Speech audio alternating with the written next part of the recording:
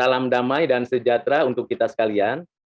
Kita akan melanjutkan pembelajaran kita mengenal Perjanjian Baru. Pada video pertama, kita sudah belajar gambaran umum mengenai Perjanjian Baru dan 4 kitab Injil, Matius, Markus, Lukas, Yohanes. Pada video kedua, saya juga sudah menjelaskan secara umum mengenai kitab Kisah Para Rasul. Kitab yang menggambarkan karya Roh Kudus yang meninggikan dan mengagungkan pribadi dan karya Kristus melalui murid-muridnya. Dan gereja bertumbuh, berkembang, dan tentu ada banyak pengajaran, pengertian yang ada di dalam kitab Kisah Para Rasul.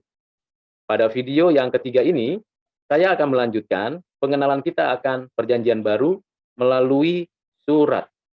Ada 2 bagian surat. Yang pertama, yang secara khusus ditulis oleh Rasul Paulus. Yang kedua disebut surat umum. Surat-surat yang ditulis oleh Rasul Paulus ada 13, dibagi atas 2 bagian. Surat-surat untuk jemaat dan surat-surat untuk pribadi. Surat untuk jemaat itu ada 7 jemaat yang menerima surat dari Rasul Paulus dan ada 3 pribadi yang menerima surat dari Rasul Paulus. Surat kepada jemaat di Roma, di Korintus, di Galatia, di Efesus, di Filipi, di Kolose, dan di Tesalonika. Ketujuh jemaat ini menerima surat dari Rasul Paulus untuk menggembalakan jemaat, untuk mengenal pengajaran Tuhan, dan mengerti persoalan-persoalan yang sedang dihadapi untuk dicari temukan penyelesaiannya, sehingga jemaat mengalami pertumbuhan pengenalan akan Allah yang benar, Allah yang sejati. Begitu juga untuk surat kepada 3 pribadi, yaitu Timotius, Titus, dan Filemon. Ketiga pribadi ini mendapatkan surat untuk menggembalakan mereka agar mereka cakap di dalam memimpin jemaat. Timotius di Efesus, Titus di Pulau Kreta, dan Filemon di Kolose. Tentunya ada banyak pengajaran dari apa yang dituliskan oleh Rasul Paulus kepada jemaat dan kepada pribadi-pribadi tersebut.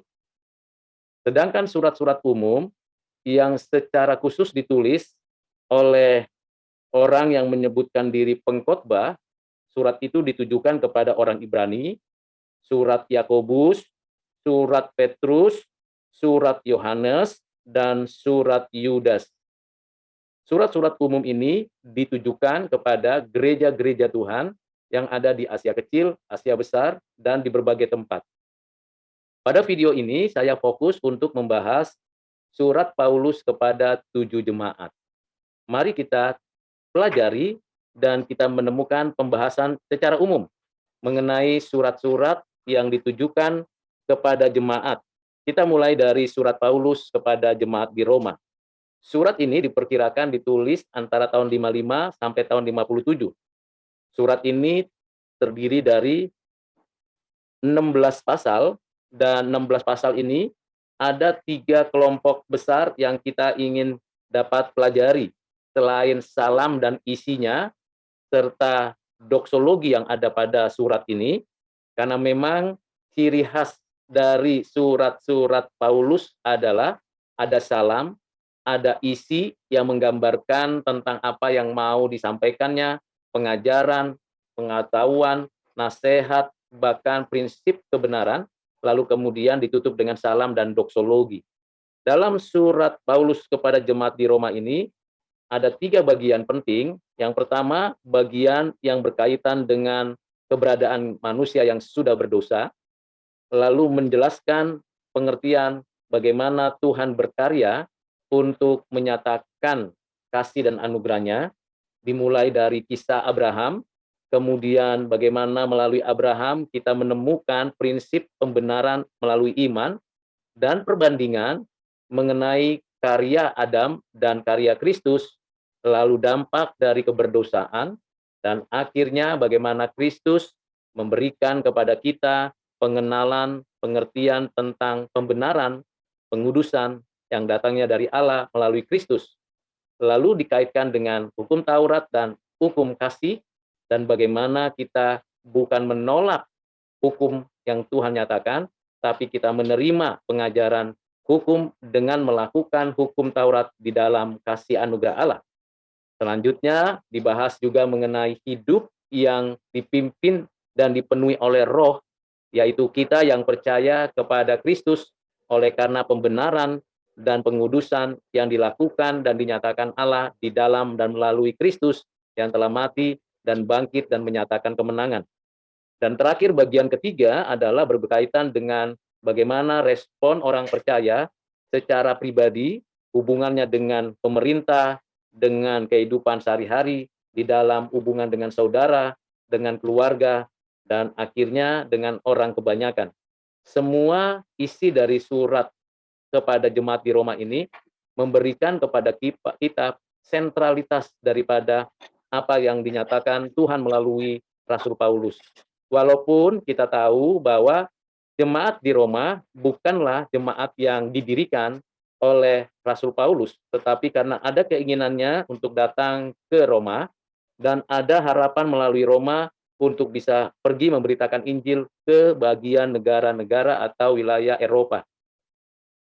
Berikutnya adalah surat kepada jemaat di Korintus.